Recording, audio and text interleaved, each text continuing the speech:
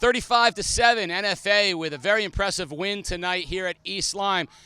Coach, as a first-year coach taking over a program that routinely is told that they should win more. Right? There's never enough at NFA because of the size of the school, the players. Just talk a little bit about keeping this team on a message in your first season. Yeah, I think football is football. It's 100 by 53 to third, 11 kids at 11 kids, and you need to play your best, whether it's practice, whether it's a walkthrough, whether it's a game, whether it's a camp, so forth and so on.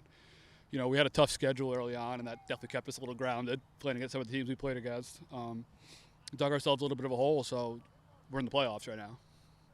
Our backs are against the wall, so we gotta play like this every game. It's hard to believe that, but yet, the future is bright. We just talked with Aaron, winnable games on the schedule moving forward. Did you guys, as a coaching staff, sort of see this halfway point as a turning point heading into an ECC schedule with winnable games? Yeah, I mean, certainly the Alliance schedule, with the FCAC teams is a little daunting, right? I mean, but they're ultimately that's where we want to end up, right? We want to end up being able to run and beat those teams. But, certainly, the ECC is a little more familiar ground. But, I tell our guys all the time, unfortunately, we're not good enough to take anybody lightly. We had a nail biter last week with Fitch, came out on the wrong end of it, and unfortunately we came out on top tonight. So what did you see tonight? I mean, there was a lot to like. What did you see tonight that you particularly were happy about? I thought our positivity, I thought our culture, I thought our intensity. Defense was making plays all over the field. There was 11 hats to the ball regularly. And the encouragement there was fantastic. Offensively, we did the best job we've done all season spreading the ball around. I know the offensive line coach pretty well. It's myself, and we take pride in trying to win the line of scrimmage. We were able to do that tonight too. So there was a lot to like. Certainly we have a lot to work on, which will certainly be pointed out to these young people tomorrow. Touchdowns getting called back, slow start in the first quarter. That's the stuff we ultimately got to play 48 clean minutes. You use the word culture. It's a word that we see from the NFL down all through the ranks, right?